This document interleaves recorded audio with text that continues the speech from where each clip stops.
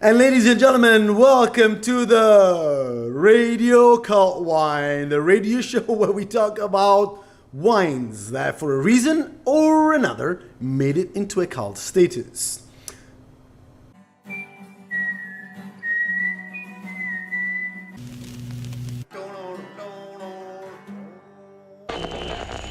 Radio Cult Wine Show.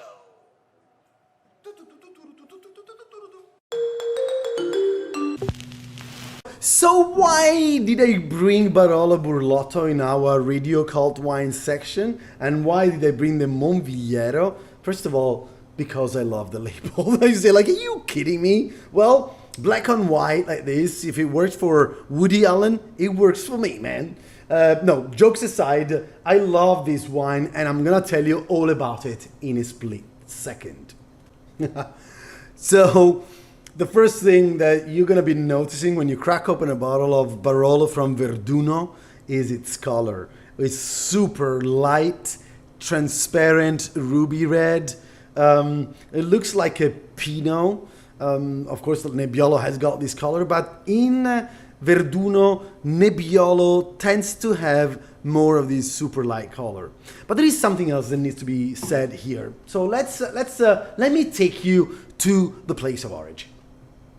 Barolo, as you know, is in the Langhe area, not like an hour and something from Torino. We're bordering the Alps, so you can see the Alps far away. Verduno is one of the 13 different towns of Barolo produced that can make this wine, and it's the northernmost area of Barolo. It's basically like the border of Barolo, and after that, there's no more Barolo land. It's a place that is just like sticks out from this incredible little village of Verduno that I love. When you go into the vineyards, you have this white, super white soil. So despite being the more northern area, it's very hot over there. All the vineyards, most vineyards are south exposed. Roughly there is 20 hectares of this cru. What is a cru? In Langhe MGA is a one valley, one hill that for very specific soil composition reason is different from the nearby hill. So the Verduno hill has always been known for being one of the most subtle, elegant and profound Barolos. With Burlotto, with Fabio Burlotto, we're going into a cult session. Why? Because Burlotto has been one of the first ever producers of Barolo that was bottling Barolo in the 20th century already. Then, of course, after 1927, when the Commendatore left the winery, there was a little bit of a couple of decades of the situation where nobody has really been taking care of business, also because of the wars in the middle and difficult times for Italy.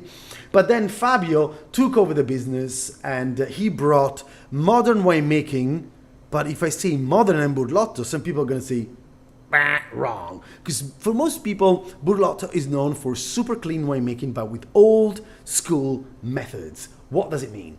Well, the first thing first is going to be the big barrels, like a very big, like a few thousand liters barrels of Slavonian oak, so massive oaks, and there is also some French oak. But what is important is that the wine goes for 3 years of aging. So this Barolo Burlotto Monvigliero has got 3 years of this beautiful cask.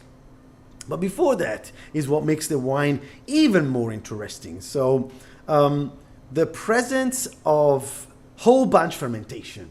For people that know what the whole bunch is, you're really understanding what I'm getting to. People that have never heard of the whole bunch fermentation, it means that instead of getting the grapes and taking the stalks away, crushing the berries and making wine, you're gonna keep the stalks in the fermentation. Now that's very dangerous because most people are afraid of it, fair enough, because you're gonna bring too much green and dry tannins in it. Now with Monvigliero, and if you are Fabio, Alessandria, you can do that.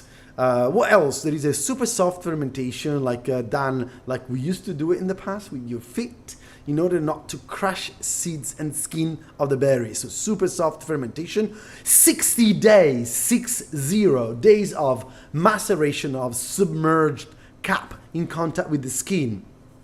This is something like 20 years ago, nobody was doing. Like this technique disappeared. And today everybody's trying to take the wine an extra day longer to say, oh, my Barolo is going to age for an extra day of submerged cap, etc., etc.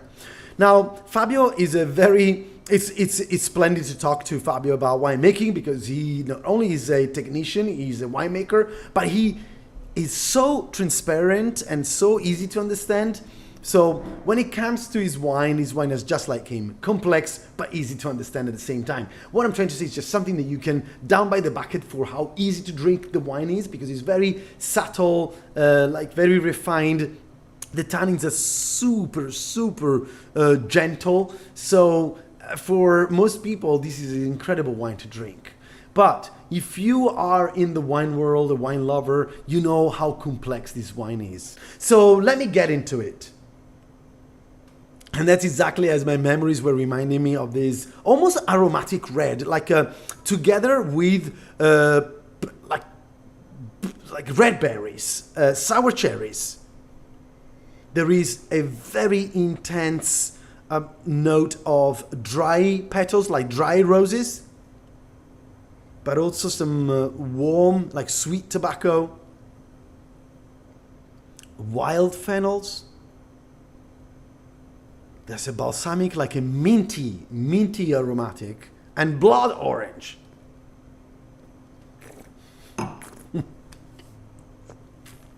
If you've been following me for quite some time, you know now that I taste 5,000 wines a year, and I spit all of them. But not when it comes to the Radio Cult Wine Show, where the wines are so utterly delicious that it is basically impossible to spit. I'm not kidding. What happens when you are in front of fine wine? It's just like this energy, the wine gets into your palate and goes straight to your throat.